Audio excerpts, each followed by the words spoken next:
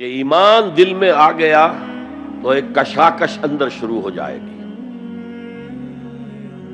میں اگر فرائڈ کی اصطلاح استعمال کروں تو ایگو اور اڈ یا لبیڈو میں تصادم ہوگا.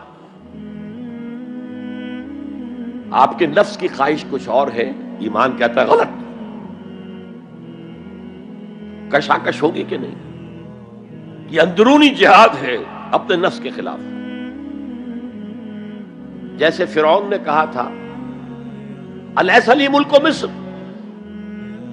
وہذہ الانہار تجری من تحتی، کیا میں بادشاہ نہیں ہوں مصر کا؟ مصر کی حکومت میری نہیں ہے؟ اور کیا یہ ساری نہریں جو ہے میرے نظام کے تحت نہیں چل رہی؟ اسی طرح برا نہ مانیے، ہمارا نفس کہتا ہے یہ جسم میرا ہے، میری ملکیت ہے، اٹس مائی ڈومین، میری خواہش پوری کرنی ہوگی. جیسے اس نے کہا میں نہیں جانتا کوئی خدا ہے میرے سوا اور میرے اوپر، میں نہیں مانتا.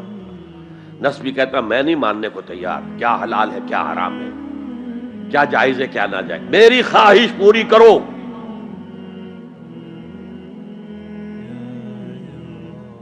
اس کے خلاف جہاد،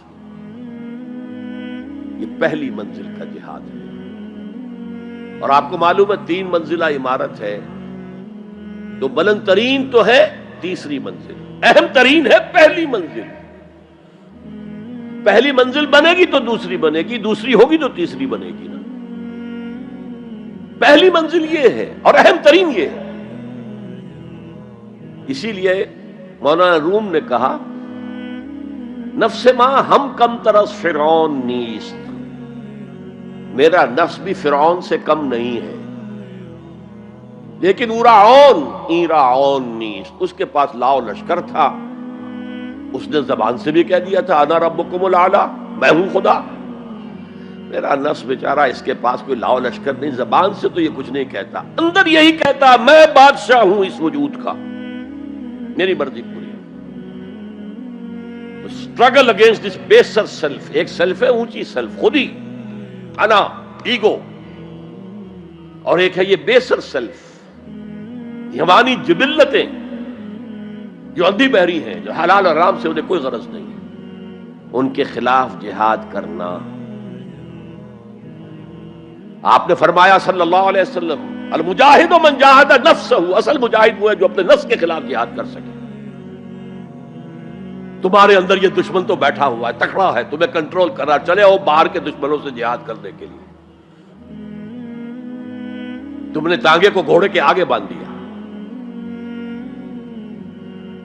اور ایک دفعہ حضور سے پوچھا گیا ای الجہاد افضل یا رسول اللہ، اے اللہ کے رسول سب سے افضل جہاد کون سا ہے؟ فرمایا ان تجاہد نفسک فی طاعت اللہ، اپنے نفس کے خلاف جہاد کرو، اسے اللہ کا مطیع کرو. یہ جو اندر کی کشمکش ہے، کشاکش ہے، یہ جہاد فی سبیل اللہ کا نقطہ آغاز، اللہ کا مطیع بنانا ہے نفس کو. اس کے ساتھ 2 سب لیول اور ہیں. اس نفس کو بھڑکانے والی ایک قوت ہے انویزیبل، اور ویزیبل بھی ہے. انویزیبل قوت سب سے بڑی ابلیس، شیطان لعین، اور اس کے چیلے چانٹے جنات میں سے. اور ویزیبل میں انسانوں میں جو اس کے ایجنٹ ہیں، جو فحاشی کو کلچر کا نام دے، یہ اس ابلیس کے چیلے ہیں.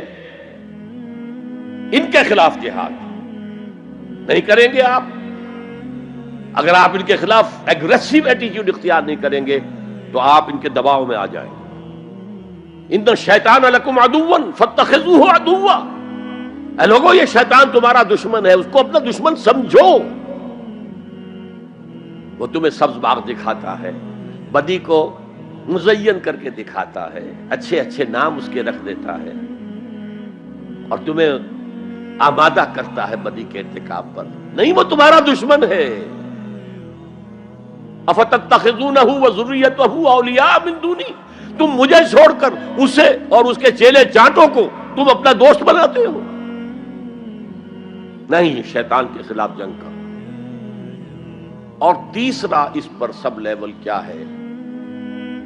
معاشرہ اگر بگڑا ہوا ہے، اس کا عمومی رجحان برائی کی طرف ہے. تو سوشل پریشرز آپ کو ادھر دھکیلتے ہیں. جیسے کہ اگر کوئی موب جا رہا ہے تو اس کے ساتھ چلنا تو بہت آسان ہے، وہ خود ہی آپ کو دھکیلتا ہوا لے جائے گا. اس کے خلاف چلنا بہت مشکل کام. ہو سکتا ہے آپ بڑی زور لگا کے 4 قدم آگے بڑھیں، پھر کوئی ریلا آئے 10 قدم پیچھے لے جائے. تب 2 ہی راستے ہیں، زمانہ بات و سازت تو بعد زمانہ بے ساز. یا تو پیسو معاملہ ہے، زمانہ تمہارے ساتھ سازگاری نہیں کرتا، چھوڑو تم زمانے کے ساتھ سازگاری اختیار کر لو، چلو تم ادھر کو ہوا ہو جدھر کی.